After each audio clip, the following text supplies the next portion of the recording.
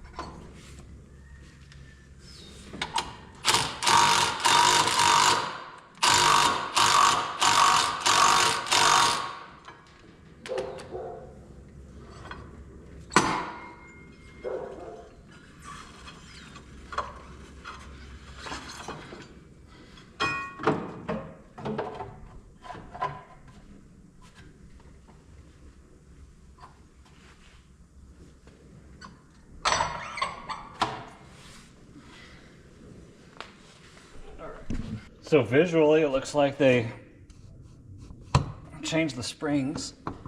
Right. One of the things I remember they were talking about, they take out the stock spring and put a much softer spring in.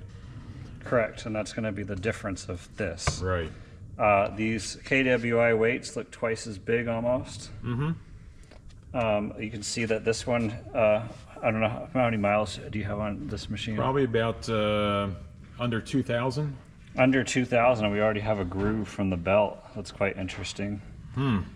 It looks like maybe the distance between here and here might be a little bit more on this one.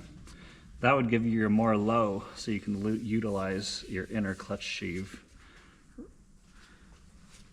And I think as far as that goes, there's some, it looks like they did a spacer mod here. I'm not sure if that's going to give us more. So yeah, this clutch is taller as far as like height goes.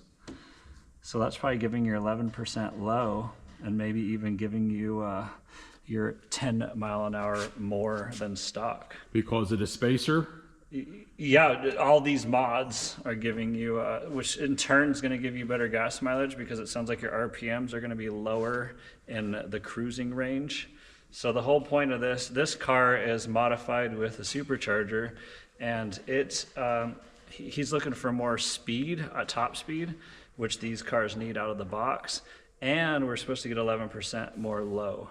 Right. So we're just comparing these here, seeing the physical differences, and it looks like there are some pretty obvious changes. So we're super. So it's noticeable as far as the mods that were made with the new clutch. Highly noticeable. So they even put spacers in here with these new rollers. So it looks like they almost needed to machine this to modify these rollers. Not rollers, they're weights. I'm sorry, I apologize. But so yeah, some significant changes to this. See this? So it appears that standard KRX from the factory is only using the clutch all the way to where it gets shiny. Okay. It's gray to where it's standard factory color. So that tells me the belt's only running to here.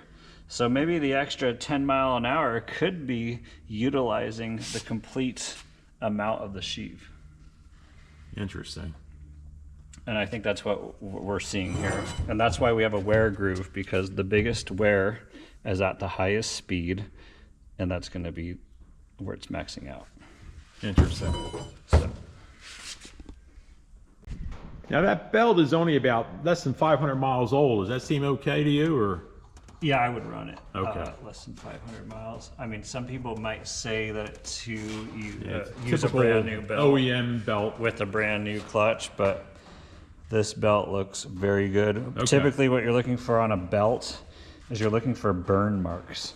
Okay. So the clutch goes like this, Right. and when your tires aren't spinning and your motor is spinning, you're typically going to have a big burn mark right here. So if anybody wants to inspect a belt on a Polaris, Can-Am, any machine that's CVT, including the KRX, you're going to look for a burn mark. Okay, cool. And this looks perfect. So I am going to run with it. And then on the Kawasaki's, you typically want to look at the arrows. A lot of people say you want the letters to go in the direction of forward motion. Okay. So that is something to consider. Some manufacturers have directions. We remove material from the sheaves to increase the axial travel of clutch, so it closes more, forcing the belt higher in the sheaves and moving the full shift of the clutch from 45 to 60. This is what gives you more top speed, as well as lowered RPMs. The belt also drops slightly lower in the sheaves at startup, which gives the belt a little slack, and that is taken up by the secondary, which give you a lower starting ratio. You probably noticed the marks on your clutch. I actually put your clutch on my machine and measured the gear reduction, and yours was a little over 15% lower gearing than a stock setup at startup. We changed the fulcrum angle of the weights to the rollers with quite a bit of machining of the spider. This gives the machine better response, especially down low. Those plates by the weights are titanium. We do mill out the weight pockets to make room for these plates. This prevents the steel weights from wearing into the aluminum body of the clutch. You can remove one of the weights on your factory clutch, and we'll probably see this where starting. When we install the new KWI rollers, we also replace the thin steel washer the factory uses with a thicker and larger diameter titanium washer. The steel washers are known to eat into the aluminum roller pockets.